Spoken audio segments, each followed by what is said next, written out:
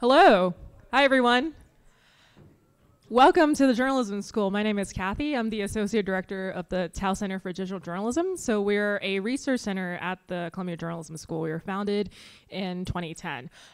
So we're really excited to be launching this report by Jesse Holcomb, Digital Adaptation in Local News. And I remember a year ago when he came to Tao Center with this idea and said, there's like more ways of getting news than ever before, but like no one's really systematically look at how small and mid-sized newspapers across the U.S. are adapting, and how digital are they? And I thought, like, well, why not? I thought that would be an obvious question. So I think Jesse will talk about the real spectrum that he found in his year-long research project, and then we have a fantastic discussion panel with the rest of our guests here. So Jesse. Am I on? How's that sounding? We good? Okay.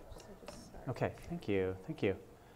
Okay, welcome. Thank you so much for coming out. It's a beautiful evening. I'm delighted to be able to launch this research that, right, as Kathy was saying, is the result of about a year's worth of work. And I will say at the outset, before I forget, that if you have a question that's not answered by this very sort of high-level look at the data, a possible answer I might give is that there's an answer somewhere in this data set. So I'm taking requests, essentially, so data requests. So if something about this piques your curiosity, you want to know more, there's something below the surface, let me know, and there may well be a way for me to answer your question. I may answer it for other people in some sort of public setting as well. But I call this project Digital Adaptation in Local News, not digital innovation in local news, intentionally. Well, that's blank. Here we go. I had a conversation with someone at a little community newspaper. The paper's called the Coastal Courier. It's a little weekly paper in Georgia, and I was intrigued by the fact that they have VR, virtual reality channel. In the thousands of local news websites and outlets that myself and my research assistant had scoured, this was kind of something interesting, something new and unique. So I talked to the videographer there. I was curious and asked him sort of from whence this came and how long he'd been doing it. And he said it'd been going on for about a year, and it was essentially a passion project. This is a little weekly paper. Got an office on Main Street, and they cover community news. Happened to have a VR channel. But he paid for all the tech and the gear himself. And he said that if he were to leave the paper, then the VR would leave with him, or it would die with his departure.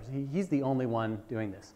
And in some ways, I guess that's telling of sort of the norm in the local media space across the US, where you've got a really long tail of small community publishers and broadcasters and online publications that for the most part are not necessarily experimenting in new platforms and in new areas, but rather they're in this sort of state of adaptation to a sort of a digital reality that's been with us for really more than a couple of decades.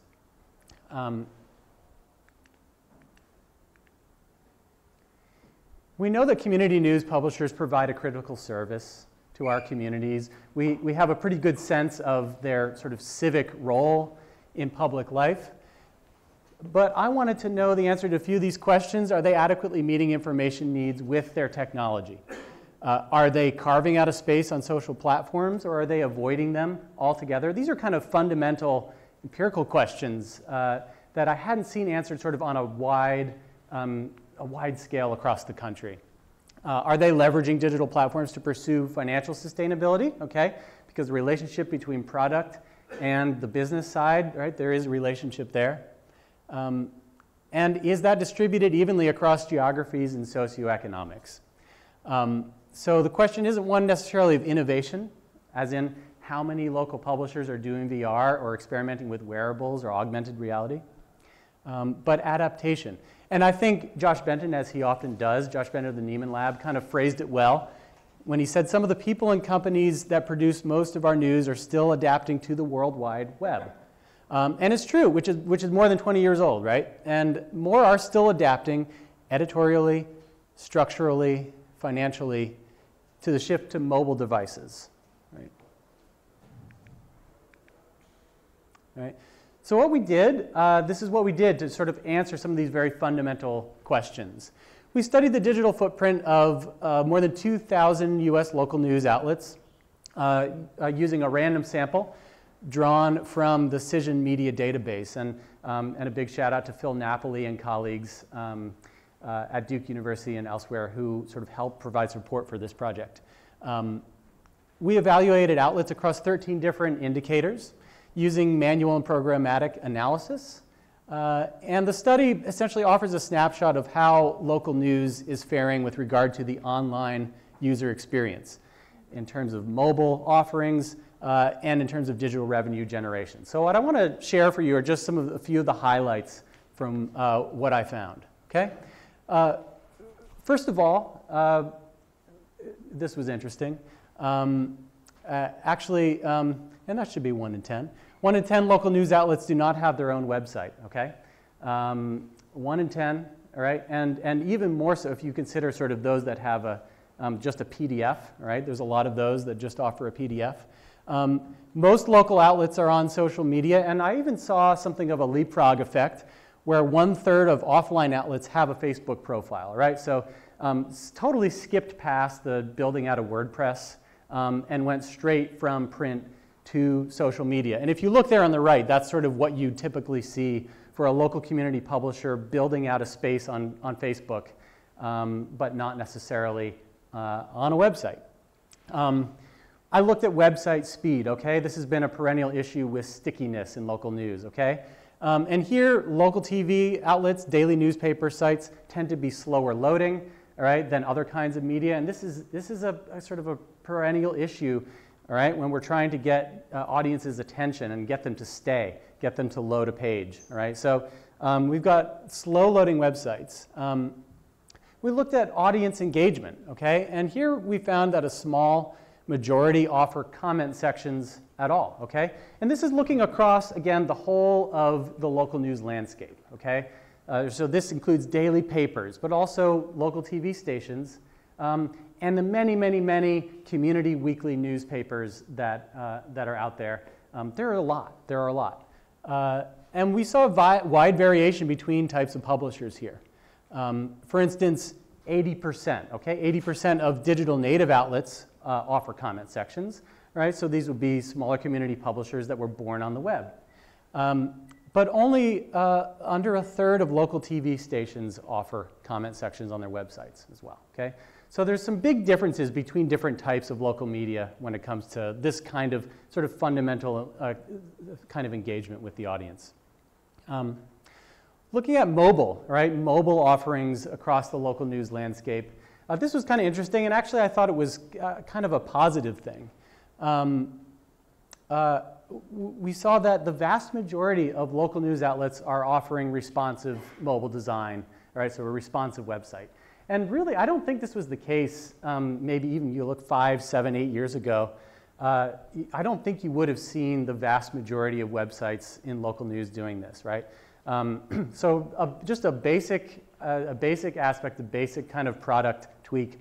Mobile responsive design is really important for the user experience, but only a smaller share of local news outlets have their own mobile app. Now, there are different reasons to have a mobile app, right? A local TV station might have a weather app, right? There are some, I'm not saying there's no good reason to have your own mobile app, but what you see less of are local news outlets that are trying to build this thing where they may not necessarily have a huge, audience for it, to maintain it, to build it. The ROI for an app might just not be there. All right, so I thought in general this was sort of a positive sign that you see responsive design, but not necessarily everyone building out their own app.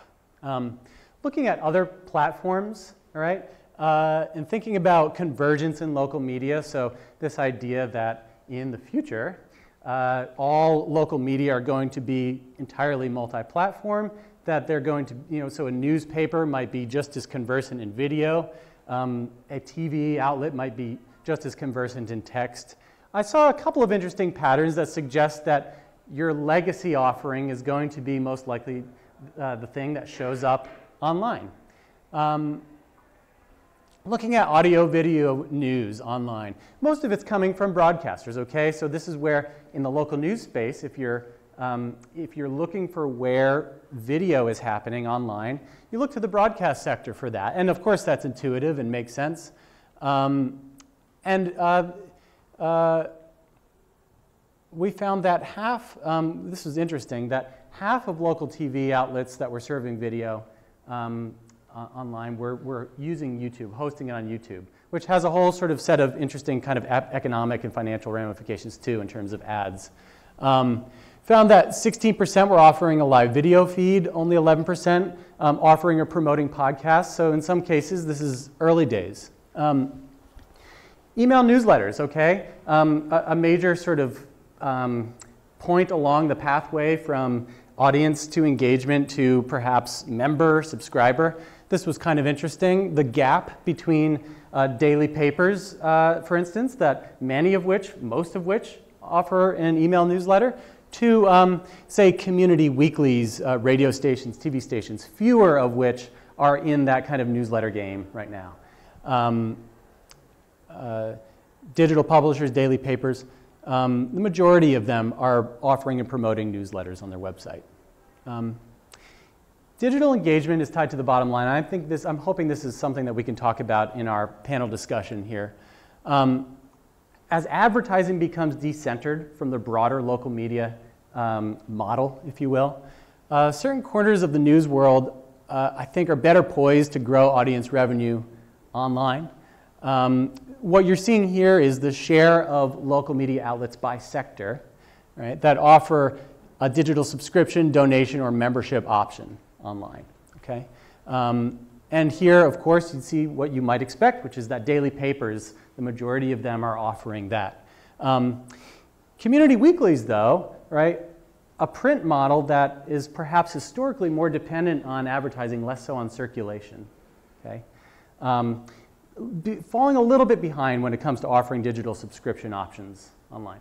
But even so, in the course of our research, you go through a daily paper's website just to sort of say, to hunt for the subscription option, right? How can I subscribe to this paper online? There are a few cases where it took us a good 10, 15 minutes even to just find that, okay? To find a way to give this newspaper money so that they can keep giving me that content. So perhaps there's some sort of aspect where this is still kind of thought about in loss leader terms. Other digital revenue strategies, amid some of the concerns about the user experience and the trust factor with clickbaity kind of ad tech, it's worth noting that Google ad services are more prevalent than others across the local media landscape. We saw a surprising minority of sites sort of using Taboola and Outbrain ad tech services, more that are using Google and DoubleClick on their websites. And we also know that while most big dailies offer some kind of a paywall, some sort of a metered subscription product, and American Press Institute research has some good data on that, this study finds that among smaller papers, that share drops down to about 28%. So again, a pretty big difference between what you see with daily papers and their digital revenue building capacity and smaller community papers, which make up the vast majority of print media across the country, these smaller community papers. Just a few key takeaways from the research as a whole. First of all, the local media landscape is vast and more granular and varied than maybe many of us really kind of recognize. I mean, more than 10,000 local media outlets across the US. And we hear about some of the leaders and the innovators, the big daily papers, the large television networks. But this local media system has a long tail of small community publishers, right, that serve local communities. Some of them, though, are entirely offline, right? Some of them do not have necessarily a highly advanced digital product, right? But they're serving communities and audiences that have different sets of sort of needs and habits and customs. Another idea that came out of this was keeping it simple. Innovation can distract if the audience is elsewhere. All right, so there may have, and I've talked to publishers that have observed that in the past few years, there was a time when if you were building out something new and interesting and complicated, that was what you needed to do in the online space, was sort of reimagine what the digital news experience is going to look like, right? And I'm not saying that there shouldn't be R&D, that there shouldn't be experimentation, right? But it's possible that for many local publishers, that can end up being a distraction, right? Google plays an outside role. It's worth paying attention to that amidst all the interest in Facebook's role in news, but if you think about the amount of publishers and broadcasters that rely on YouTube to host their video, you think of AMP, you think of Google ad services, right? You think of search indexing. Google is sort of everywhere in this local news ecosystem. And in some ways is almost a silent partner, if you will. And if you look at some recent Tao research as well, you'll find that journalists' attitudes about Facebook and Google are different, and maybe a little kinder toward Google, all right, in terms of their impressions, which is just an interesting point to make. Mobile matters, all right? Widely adopted responsive design is a positive step in a local news world where audiences are highly mobile dependent, right? We see this from other research that the smartphone screen is the screen, right? And in some communities, it's perhaps one of the only sources of information, right? It's connected through that screen. So it may not necessarily be about innovation, but making sure that mobile product is fast, is simple, and isn't going to get in the way of important community information that people need. I did talk to Brian Boyer, the director of product at Spirited Media, right, who offers a kind of interesting model for trying to do something new from the ground up in the local news space, digital media. So they've got publishers like Billy Penn, The Incline, right, in their portfolio. And this was sort of his takeaway, right, for a local publisher starting today, thinking about product. He said a local startup should have a website, a subscriber box, and an email newsletter, okay? Right? There is no one size fits all, right? But I thought this was kind of interesting, thinking about that connection between the audience, right, and perhaps the member, someone who's going to buy in to this whole idea, that relationship. And then, of course, start publishing some shit on the internet was sort of, his next thing. So I want to thank a couple of people in particular, some of whom are here, some of whom are not. Carolyn Meiskens, John Keegan, Sam, Kathy, and Katie, a bunch of folks really put a lot of work into helping make this project a reality. Carolyn was my research assistant who spent more time than anyone has ever spent looking at local news outlets around the country. And of course to Emily and the Tao Center for their support for this project. Big questions that are still answerable from this data set are the role of ownership, media ownership, in terms of downstream effects on digital product for local media outlets. I think that's an answerable question. I think it's an important question. Additionally, the geographic variation in what users are getting and how that aligns with the tech habits of a particular community. If you look broadly geographically, north, south, east, west, right, big geographic regions, you don't see much variation in terms of innovation or product, right? But what I really would like to do with some of this data is to explore, almost down to sort of the census tract level and see what kinds of differences emerge, and seeing what publishers are doing and maybe what they need to do. And finally, sort of the size of the outlet, the role that the size of a publisher plays in terms of its product and what the expectations for that product should be and can be. A lot of differences sort of beneath the surface in in this, what is a pretty broad overview of the data. So thank you. And at this point, what I'd like to do is to bring up our panelists here, and we're going to have a little conversation. I'm going to introduce them. So please come on up, and we will continue the conversation.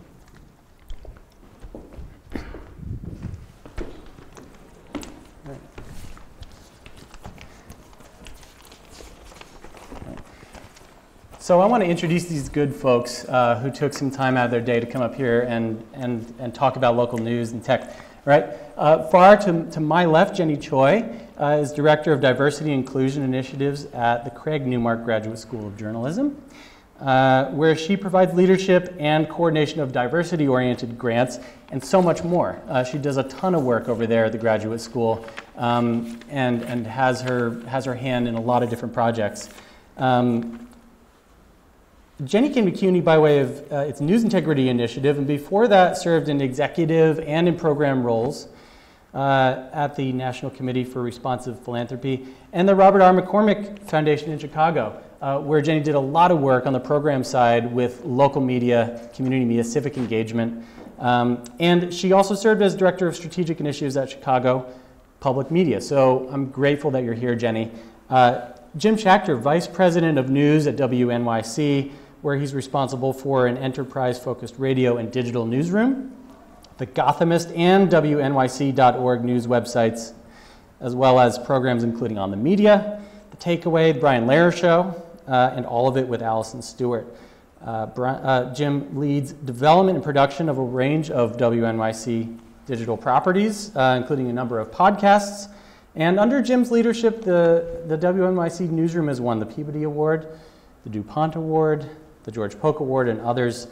Jim came to WNYC from the New York Times, where he served as associate managing editor, and that followed some stints at New York Times Magazine. It was New York Magazine. New York Times. New York Times Magazine, LA Times, other papers. So I'm really delighted that you're here in the midst of midterm fever to join us. Finally, Esfand Pourmand, Senior Vice President of Revenue at Hearst Media, where he's responsible for the expansion of all digital subscription efforts, no small task, development of new revenue-focused products, leads Hearst newspaper's data-driven product development and digital marketing efforts.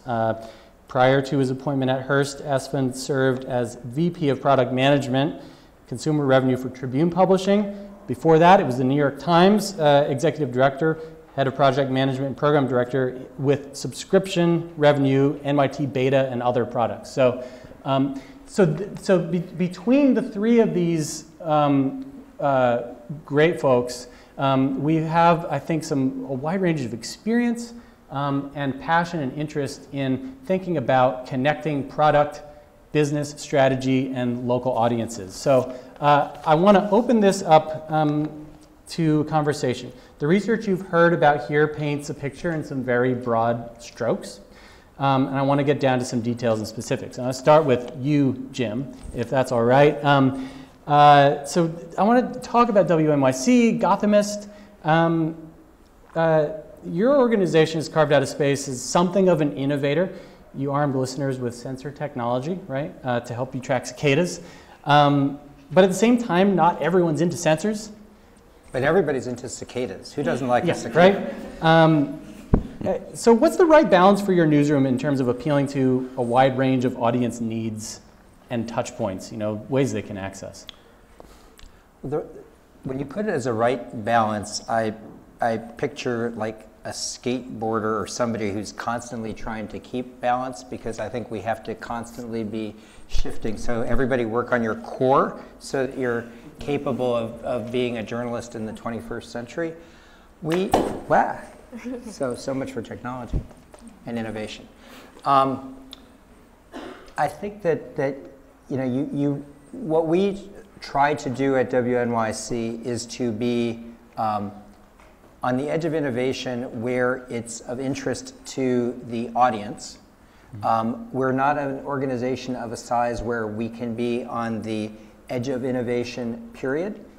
We have a modest number of engineers in our digital technology platform space. We have a small data news team.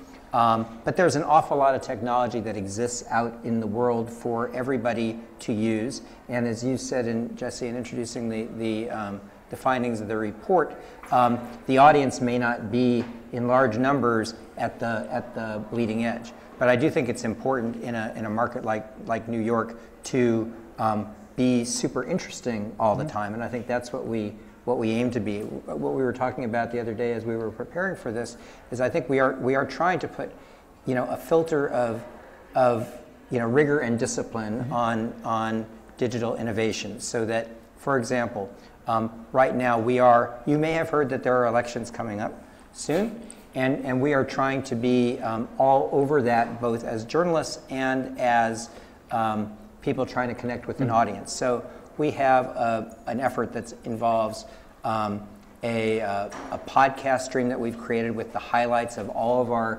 of our election-related content. We have two very intensely reported podcasts that we're doing, which meets people, a large audience where they are. One called The United States of Anxiety, one called Trump Inc. We have a newsletter strategy. We have a texting strategy. We have a secret between us. You'd never tweet anything like this ahead of when streamed. You wouldn't share this from your stream. But we're going to be launching a set of projects in the next 10 days or so that try to playfully get people voting on things that are not human beings in order to increase people's interest in elections involving human beings. So there's a little You didn't hear that. tease. Yeah. Watch for that. So we're trying to be creative. Now, and you said the word plural, engineers. Okay, so Jenny, I know that you've had interaction with all kinds of different newsrooms, lots of local newsrooms, local journalists. What's your perspective on the sort of capacity issue? Because, WNYC, Gothamist, not the largest newsroom, but there are some resources to sort of manage that stuff. There are a lot of small ones that don't have that capacity, don't have that infrastructure. What would you say to them? Well, so it's interesting, as you mentioned, Jesse, my expertise was in the Chicago local market. And when I was interrogating kind of what the needs were as far as the Chicago market was concerned from a funder standpoint, I was really interrogating kind of the ecosystem and figuring out where everyone played a role. I mean, I came from Chicago Public Media, which was still considered a larger nonprofit media institution in that ecosystem. So a lot of smaller newsrooms would say to me, we don't have the capacity, we're so thinly staffed, how can you expect us to innovate? And it really challenged my own notions of what kind of paradigms did I assume that a newsroom needed to put out quality content and whatever distribution challenges a newsroom would have. So a lot of what I was doing was connecting the dots, really promoting change management, like just really fundamental, strong business practices, but also challenging, the way that we did our businesses in terms of, collaborations. I remember 5 years ago, my boss at the foundation that I worked for came from legacy media and said, Jenny, I know collaborations is one of your strategies for funding from an ecosystem and building capacity standpoint, but they are never going to do it. And I think 5 years later, because the local journalism industry is constricting, that some news organizations understand that it's a reality, and so they have to do it, and they have to do it in a savvy and sophisticated way. So some of these digital innovation strategies, well, there were two. Number one, I kept hearing we need more training. So if we don't have a budget to learn about how to use these tools or integrate them into our newsrooms, my question to them was, just like Jim was saying, make smart decisions. Like, who's making the decisions around your business line items, right? And how are you prioritizing those line items instead of just chasing what the next shiny object is that actually makes sense to your business, your core business. If you're a public radio station, you know, podcast makes sense, but maybe not so much for DNA Info at the time, because it sounded like not that great, sorry. So I just think, like, to be smart, making smart decisions, and then figuring out leaders, who were the movers and shakers that knew the hustle, honestly. And if you are familiar with City Bureau, that was one of those projects where I was like, I found you, you're in a newsroom that you're kind of struggling, and what if you had some room to, like, start some interesting things? And I don't think you guys need that much money, honestly. And because they were incremental in their growth and they were strategic in how they were gonna present their business model, they've been able to introduce a new model of sustainability, a new way of doing things in the local journalism market. So it sounds a little bit like Jim Brady would put it, the huddling together for warmth, but maybe less apocalyptic sounding than that. These collaborations can give birth to positive things. Now, you mentioned training, which calls to mind learning from what others have done. And I can't help but think of what you and your teams have been doing, Esfand, at Hearst, iterative, data-driven. Yep. What could other newsrooms learn from what you've been doing at Hearst to think iteratively in a data-driven way about audience analytics and what that means for the product? Sure. I mean, taking a step back, I mean, we actually took a step back when we started thinking about what is innovation. I mean, there's a lot of discussion about innovation and how innovation is fueled by the technology rollout. But actually, we took it a couple of steps back. We said before we fuel a technology rollout plan across our innovation plans, what are the questions we need to answer? You know, we use really data to kind of get there. But the first question was, how do we build a relationship with our customers? And I think some of the stuff that you guys are kind of touching upon is, it is really finding the channels that you're touching your customers and building value. So, but to the heart of the question, how do I build relationship with our customers is, who is our customer? If you look at your data that you have on your current owned and operated assets, the behaviors of users that are reading my content, to some extent, we're chasing our own tail. They'll read sports if I put out sports. They'll read politics if I put out politics. So who is my customer? If I'm serving a specific market, what do I need to do from a research perspective to find these pockets of audiences that we can reach and really build the right customer set or the right portfolio of customers? The second question is, all right, so that's the customer. What is our value proposition? Do we have the right content to reach these folks? In the subscription economy, everybody looks at Netflix, Amazon, and the rest of the ecosystem and says, this is, the Amazon Prime for $10 a month, this is the value I get. The Houston Chronicle or the San Francisco Chronicle that is under my purview, does the $20 monthly subscription bring you the same value? Because that's where the customers are basically making that decision at some point. So what is our value proposition? And we really used data to fuel the product, which is our content. Do we have the right content to reach the audience? And then how do we engage them? The last thing, how do we engage them, push them down the funnel, build loyalty? At the end, you talk about what are the technologies we need to fuel that.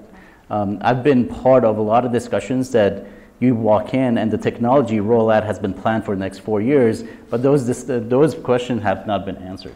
And that's why we kind of get ourselves into trouble in terms of, when we say innovation, I think it's more than just technology innovation. It's really storytelling innovation based on who you're trying to reach. And we put a lot of effort in terms of letting data kind of guide us. Yeah, good. Right, and the hope being that, if it's not a competitive environment, which in some ways it is, but hopefully more collaborative, that there are lessons that can be taken and adapted from what companies like Hearst are doing, so that that wheel doesn't necessarily need to be reinvented. That's right. I want to get back to this question of collaboration and talent being the X factor. And I'm curious because we're in this interesting moment, WNYC, Gothamist, sort of bringing things together. I'm curious to know what, from your perspective, these different sort of newsroom cultures have learned from each other, and what's come out of this sort of this merger. It's a learning every day, and I'm going to dash out of here as soon as we're done because the founders of Gothamist, Jen Chung and Jake Dobkin, fellow Columbia grads like myself, are presenting to our community advisory board at 6:30 today, and I want to kind of stand in solidarity with them in case there are questions. These are, if you know Gothamist, it has a very distinct voice, and it has a window through which it looks at life in New York. If you listen to or read WNYC content, I think we have a different voice, and we have a different window through which we look at things. What we each have, though, is a pretty deep relationship with the audience. And so, and we each have, some overlapping interests that, before we came together, and some interests that probably diverge. So what we're trying to do is, by working closely side by side, I mean, literally it's made a big difference that we moved the Gothamist team directly into our newsroom. And the Jen is the top editor on Gothamist, sits diagonally across from the assignment editor in the WNYC newsroom. And we're just talking all the time. We have a group that is working, I think we're already in our third phase of integrating with a focus on our report of the news of the day, to try to say that we can be one news gathering organization that serves each of our audiences as best we can with what we collectively know in the voices and in the media that the different audiences want to receive. I mean, for us to go send multiple people to the same thing is what we definitely want to avoid, and to not know what each other knows is what we want to avoid. And I want to also sort of get back to this question of mobile, right? It certainly has surfaced in all of my sort of work with the Pew Research Center over the past decade. It became very clear that the smartphone screen was becoming sort of the central screen. All right, and you look at audience demographics and general sort of population tech habits, you start to see that smartphone screen becoming sort of a lifeline. And so I'm kind of curious, actually, Jenny, wondering if you can sort of speak to this from whether it's your work in Chicago or your work here, thinking about the importance of the mobile screen in communities, and then therefore what newsrooms need to be doing to be thinking about that. It's funny, I think it was 5 or 6 years ago that I came to a one-day workshop here at Tau on mobile and news, and how it was just, it's the thing. It's not, we shouldn't even be talking about, it's like the thing. And essentially, as audiences change, especially when you skew younger, next generation information consumers, they're using mobile. But I actually wanted to underscore, Esfand, your point, because you're like Mr. Fancy Pants at Hearst, and you're saying storytelling and innovation. Actually, I'm the one in jeans. It's so important in terms of that driving any sort of decision making and the tools that support the relationship building and understanding audience in a very deep and meaningful, thoughtful, and respectful way, which includes this mobile conversation, right, where it's like, if you really want to show that you value your audience, you have to figure out how to understand them, and the technology that you use should be tools that you use as right, part of it, not that first, before you figure out like who your audiences are and understanding them more. And the mobile piece was very obvious in Chicago when I did a deep dive on the South and West Sides, and quite frankly, just going into the communities and having all these teenagers yell at me all the time and tell me what I should be doing if I have this money and I'm sitting on this privilege. God, I don't need to leave my house for that. Right, exactly. So I really appreciate and want to underscore the fact that anyone can really do it. We just need to empower ourselves as local journalism leaders to kind of be smart and savvy about how we adapt to this new reality. In a larger corporate media environment, though, are there any tensions here between product and business, right?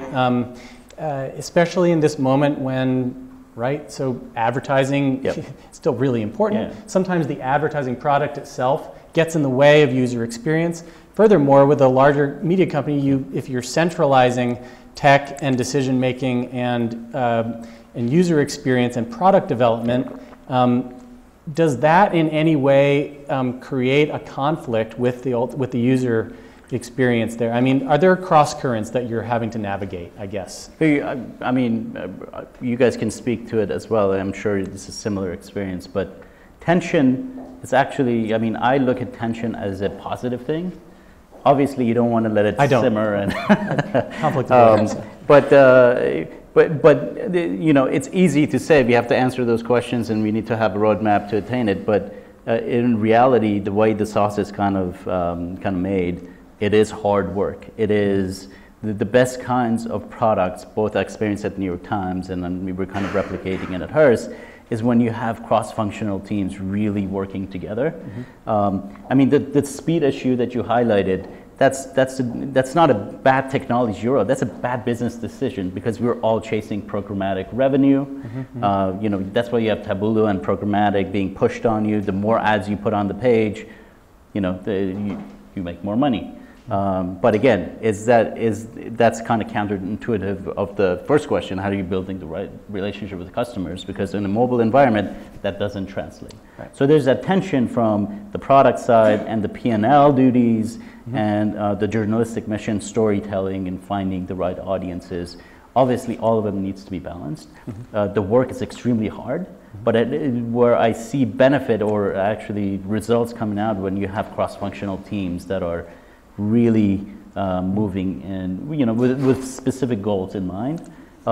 They don't all have to agree all the time, but I think that's okay. But I think you're hearing everybody say, I believe, that you need to really have the audience first. You know, everything is on your phone, and I'm competing with you know, the Houston Chronicle, Netflix, Amazon, people reading, listening, watching, playing games all at once, and it's all on one device. Plus, they can, as you all are, can be journalists themselves using the tools on their phone, and they can do that either in competition with me or in cahoots with me. And I think the thinking about how you can sort of empower people to be in cahoots with you as much as possible is kind of a critical thing, so that they are starting out saying, I'm going to do journalism, read journalism, listen to journalism today with my friends at WNYC, and we're all going to be a tribe together. If you can accomplish that, you're actually got something there to work with. Yeah. So in cahoots, right? And this is where now we've got some really exciting experiments with audience engagement products and platforms and strategies that the entire local journalism world can benefit from. I want to turn it out to you folks. Any questions, comments from what you've heard, either in the data and research that have been shared, or from these good folks with all their wisdom and experience. So there's one over there, and then secondly to you, and then oh, okay. Oh wow. Yes. Thank you so much. This is wonderful, really interesting.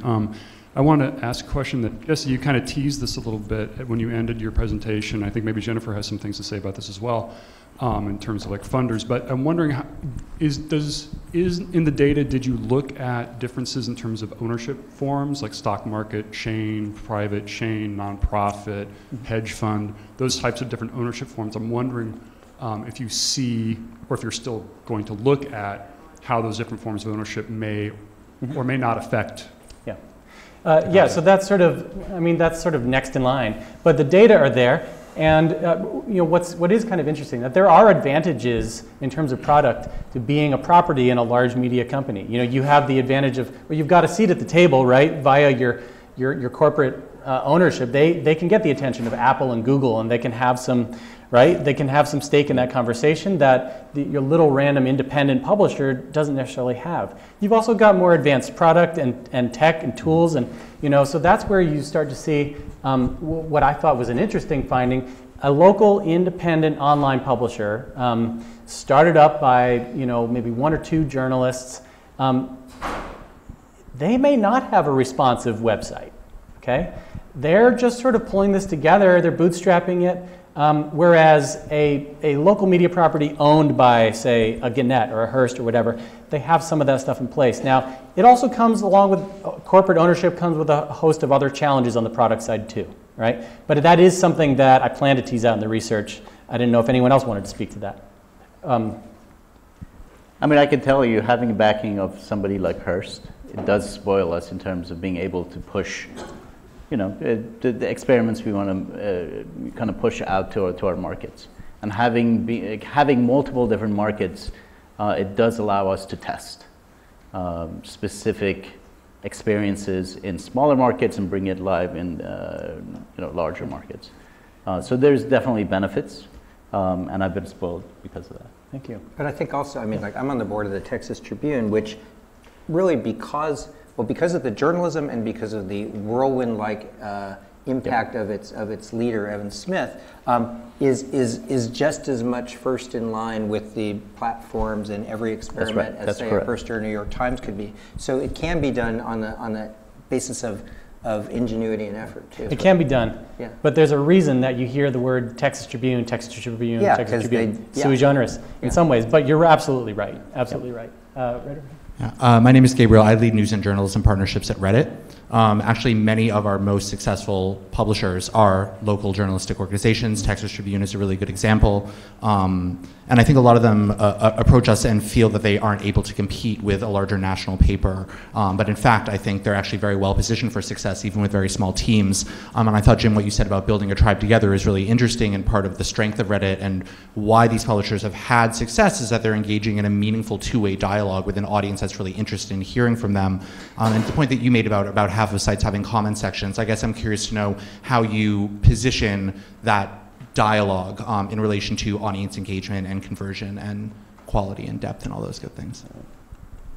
Right, so that is how, you know, minus a comment section, how do you create meaningful conversation? Is it or how do you value conversation? I mean, clearly half people are choosing to make an investment, have a comment section, half of them are choosing not to have that. Well, and a comment section is just one way to do that. I mean, I've been at WNYC for 6 years, and the degree to which the talk show as a technology is an incredible tool for engagement and not understood by people, organizations that don't have one. I mean, if you could extract the DNA of Brian Lehrer and implant it in every news organization on Earth, we would have a giant leap forward in terms of engagement and connection. So I try to think about what is the thing that is like a talk show that you can do with everything, and how do you lower the technological barriers to doing that thing, which is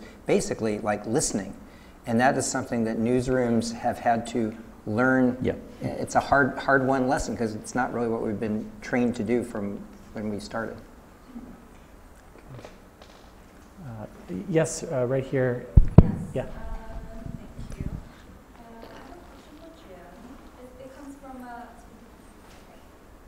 I'm a journalism student here at Columbia. I have a question for Jim. Comes from the observation. So when I walk past some of the links, NYC kiosks, it's like Wi-Fi kiosks. I see content from WNYC. I wonder if it comes from the partnership, or if it does, what do you see them as? Do you see them as a platform or advertisers? Do you think some of the maybe other local news stations can apply that strategy into their cities? I'm pretty sure that our business development people struck an arrangement that put, I think it's mostly kind of cultural listings on the Link NYC kiosks. It seems like a good thing to get your content in front of people. And I know the head of our data news team, a guy named Ryan Piggott, who previously was with Al Jazeera America and USA Today, is very interested in finding different ways to do in real life visual journalism. And I think those, electronic outposts may be a place where we could do that. We have a ticker that runs around our building.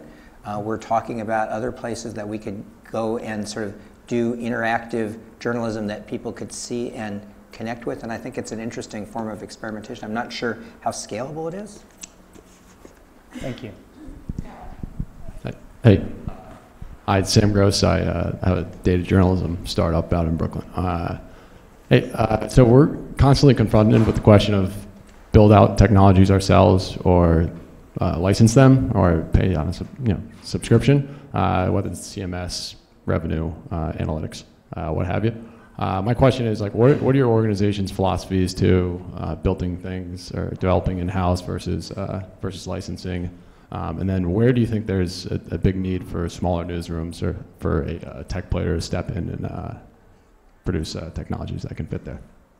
Can I? Yeah, absolutely. I mean, my experience has been technology, especially as we're pushing into the cloud, it's becoming more affordable, especially with Google kind of reaching out to local publishers and is willing to help and give grants specifically. So some of the tools in terms of being able to kind of centralize data, content, it is available.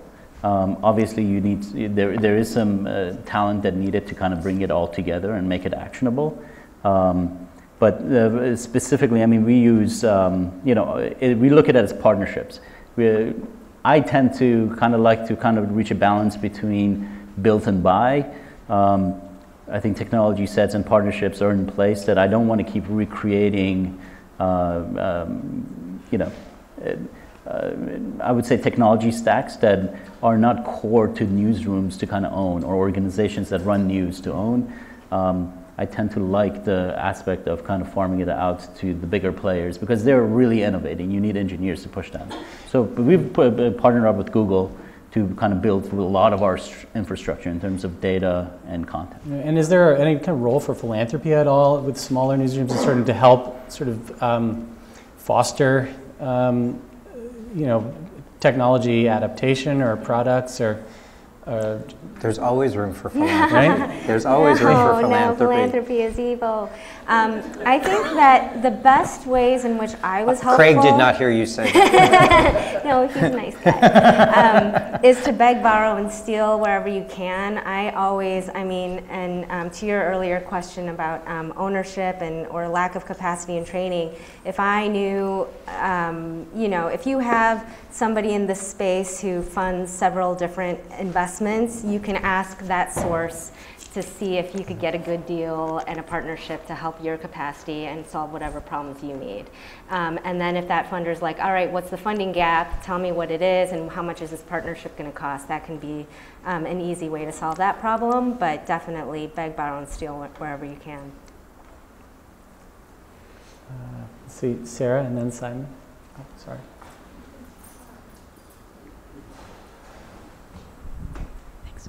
Thanks so much for this, Sarah Stonbely, Center for Cooperative Media. It's a question for Jesse and the other panelists as well. Jesse, did you break out for any of these other graphs and stuff, digital natives versus legacy organizations? And to what extent does it matter anymore whether an outlet is a legacy era outlet or a digital native for questions of online presence and stuff like that? Right, so the answer is yes, I did. So local, online only, or digital native publishers were sort of broken out as they're a distinct category. I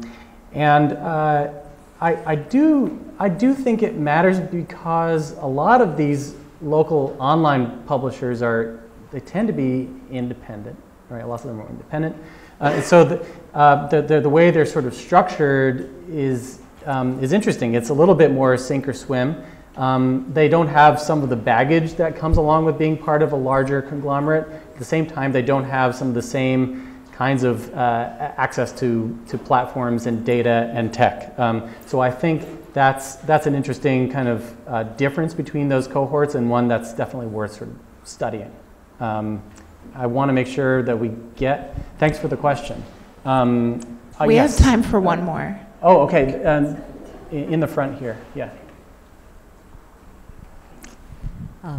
Liza Gross from Solutions Journalism Network. Jesse, regarding your research and building up on what Sarah had said, in your sample, how many of these local news outlets were, or were there any minority-owned or that served minority communities or communities of color? And did you detect any different challenges for this group from the other group? They made up a somewhat small portion of the overall sample, and in fact, with the limitations of the data set, I would